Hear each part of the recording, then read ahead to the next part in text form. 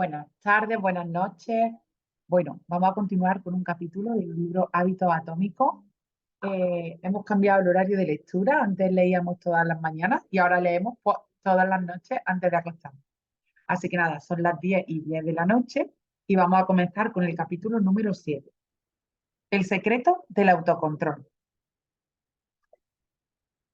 En 1971, cuando la guerra de Vietnam iniciaba sus 17 años, los regresistas Robert Steele de Connecticut y Morgan Murphy de Illinois hicieron un descubrimiento que sorprendió al público estadounidense. Tras haber hecho una visita a las tropas destacadas en Vietnam, se habían dado cuenta de que más del 15% de los soldados estadounidenses que estaban en el frente eran adictos a la heroína. Investigaciones más a fondo revelaron que un 35% de las tropas en servicio habían probado la heroína y un total del 20% de los soldados eran adictos. De hecho, descubrieron que el problema era mayor de lo que inicialmente habían supuesto. El descubrimiento tuvo como consecuencia una ráfaga de acciones en Washington, incluyendo la creación de una oficina de acción especial para la prevención del abuso de las drogas, bajo la presidencia de Nixon, la cual tenía como fin promover la prevención y rehabilitación, así como localizar a los miembros del servicio que fueran adictos cuando regresaban a su país. Lee Robbins fue uno de los investigadores a cargo. Mediante un descubrimiento que derribó completamente las creencias aceptadas acerca de la adicción, Robbins se dio cuenta de que cuando los soldados adictos regresaban a su país, solo un 5% de ellos reincidía en la adicción durante el mismo año y solamente un 12% recaía en el plazo de 3 años. En otras palabras, aproximadamente 9 de cada 10 soldados que habían sido adictos a la heroína en Vietnam eliminaron su adicción prácticamente de la noche a la mañana.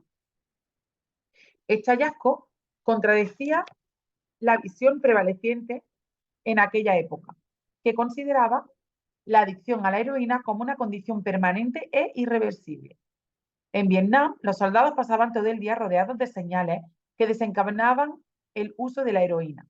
Era muy fácil conseguirla, se mantenían atrapados dentro del constante estrés de la guerra, construían relaciones de amistad con otros soldados que también usaban heroína y se encontraban a miles de kilómetros de distancia de sus hogares.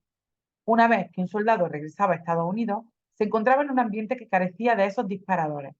Cuando el contexto cambiaba, también cambiaba el hábito. Compara esta situación con la de cualquier adicto típico. La persona se hace adicta en casa o con amigos. Después va a una clínica a desintoxicarse. La clínica carece de las señales ambientales que estimulan su hábito. Luego regresa a su antiguo vecindario, donde encuentra todas las señales que previamente causaron su adicción. No es una sorpresa encontrarse con estadísticas que son exactamente opuestas a las del estudio de Vietnam.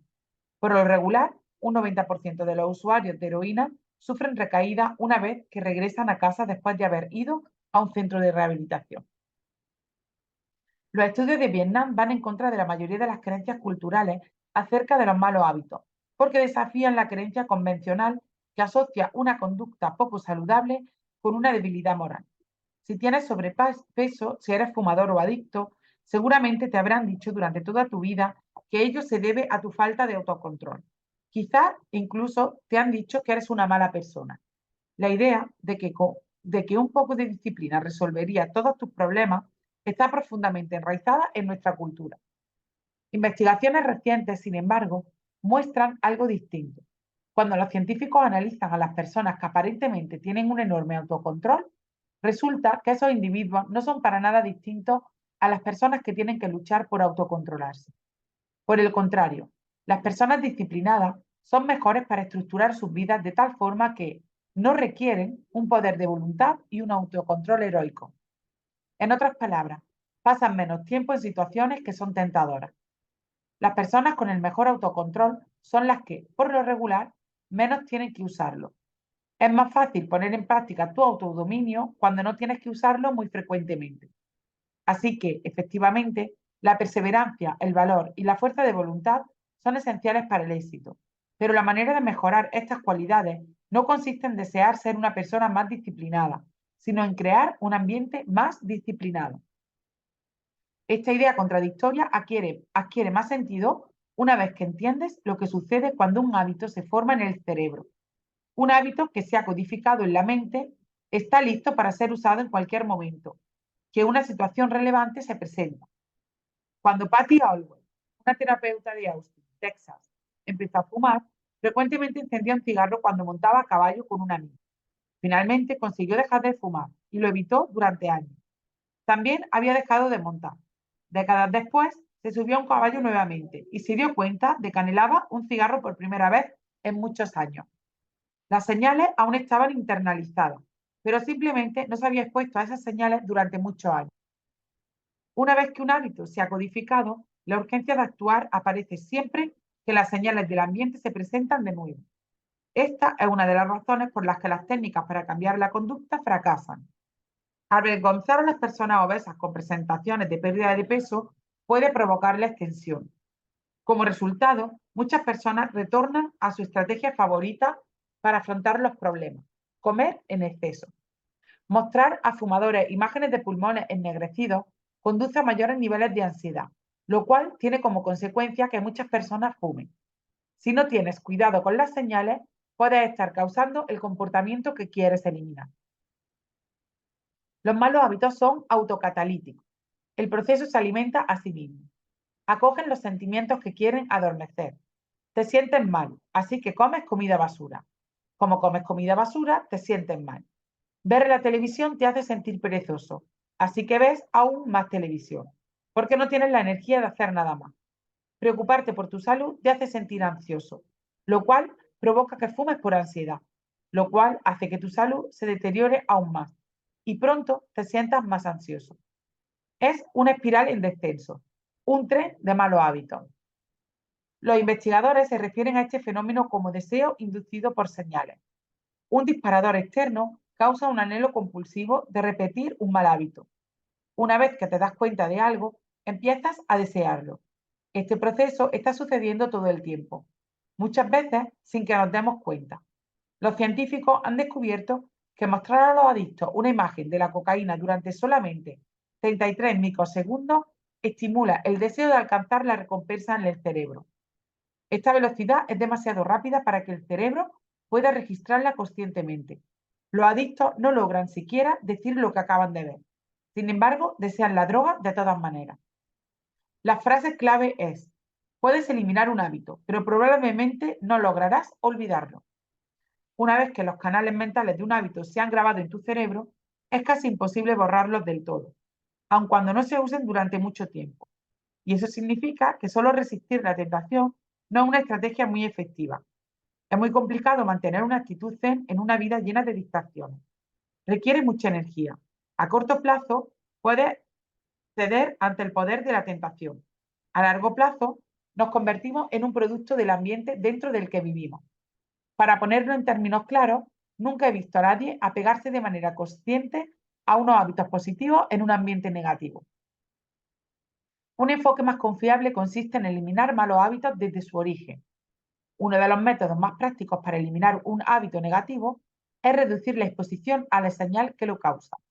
Si no consigues avanzar en tu trabajo, deja tu teléfono móvil en otra habitación durante unas horas.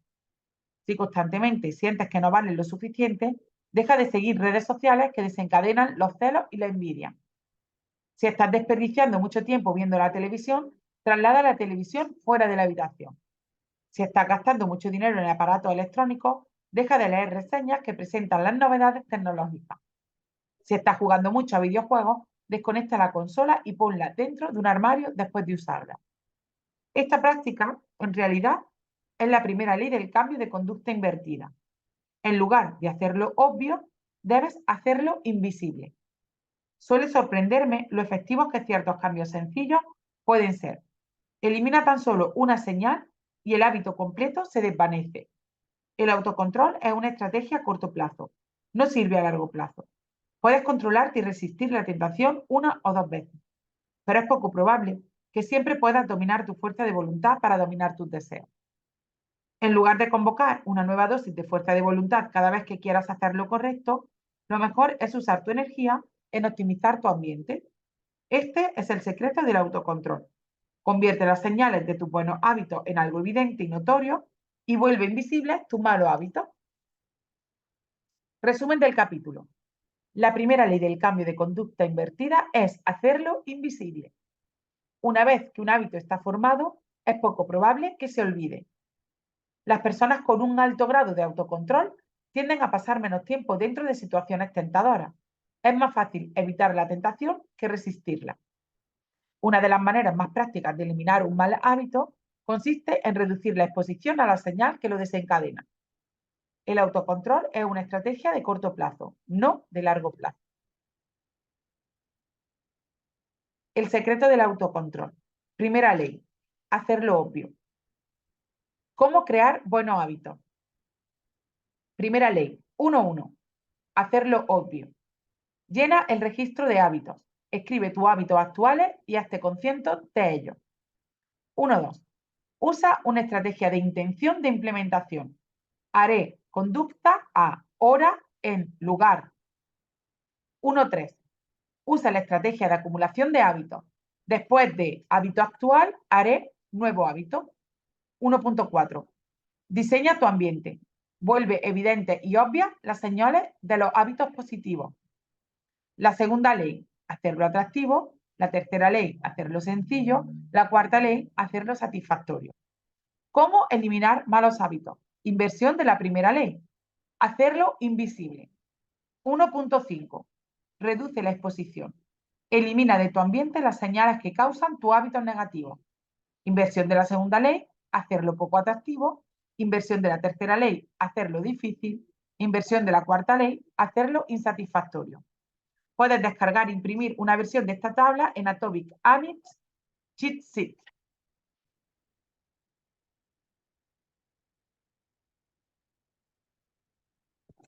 Buenas noches, amores.